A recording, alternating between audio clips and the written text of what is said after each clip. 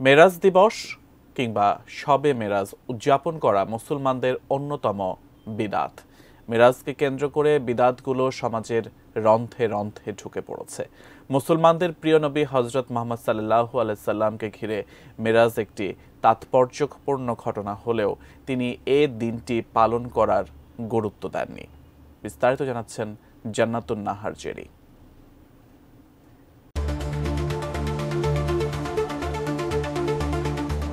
শবে মেরাজ অর্থ ঊর্ধ্বগমনের রাত। রজব মাসের ২৭ তারিখ রাতে জাগ্রত অবস্থায় মসজিদে হারাম থেকে মসজিদে আকসা, এরপর বোরাকে করে ঊর্ধ্বাকাশ পাড়ি দেওয়ার মাধ্যমে আরশে আজিমে পৌঁছে আল্লাহর দিদার লাভ করার নামই মেরাজ। মেরাজ রাসূলুল্লাহ সাল্লাল্লাহু আলাইহি ওয়াসাল্লামের জীবনে অন্যতম শ্রেষ্ঠ মোজেজা।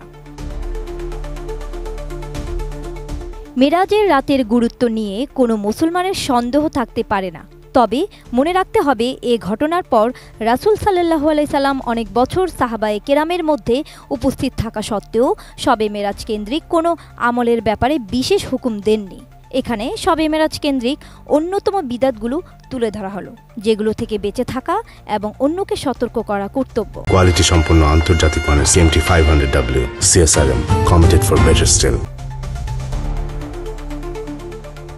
শবে মেরাজকে কেন্দ্র করে প্রচলিত বিদাতগুলো হলো বার্ষিক উদযাপনের দিন হিসেবে শবে মেরাজ নির্ধারণ করা, এই রাতের আমলকে শবে কদর বা শবে বরাতের মতো মহিমান্বিত বা ফজিলতপূর্ণ মনে করা, এই তারিখে দিনের বেলা রোজা রাখা শবে মেরাজের ইবাদত অন্য রাতের চেয়ে বেশি সোয়াবের ও মর্যাদাপূর্ণ মনে করা, শবে মেরাজ উপলক্ষে বিশেষ নিয়মে ও বিশেষ নামাজ আছে বলে মনে করা, এই রাতে মসজিদে কবরস্থানে জমায়েত হওয়া, এই রাতে মসজিদখানা আলোকসজ্জা করা, এই দিনকে গুরুত্ব দিয়ে দ্বীনি শিক্ষা প্রতিষ্ঠান সহ বিভিন্ন প্রতিষ্ঠানে ছুটি ঘোষণা করা, শবে মেরাজ উপলক্ষে মসজিদে ওয়াজ মাহফিল, মিলাদ মাহফিল আয়োজন করা, বিশেষ ফজিলতপূর্ণ লাভে মিষ্টি জিলাপি বিতরণ সহ ভালো খাবারের আয়োজন করা এবং আরও অনেক বিদাত রয়েছে।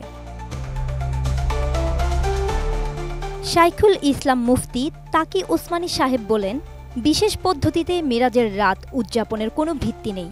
এটি যদি ফজিলতের রাত হতো তাহলে নবীজি সাল্লাল্লাহু আলাইহি সাল্লাম সেটা অবহিত করতেন, অথচ মেরাজের পর তিনি আরও 18 বছর বেঁচে ছিলেন, একটিবারের জন্য তা পালন করেননি, অন্যদেরকেও উদযাপন করতে বলেননি।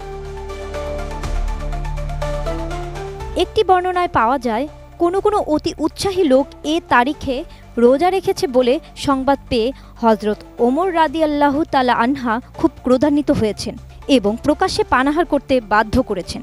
ইসলাহি খুতুবাত প্রথম খণ্ড। জান্নাতুন নাহার জেরি, ATN নিউজ।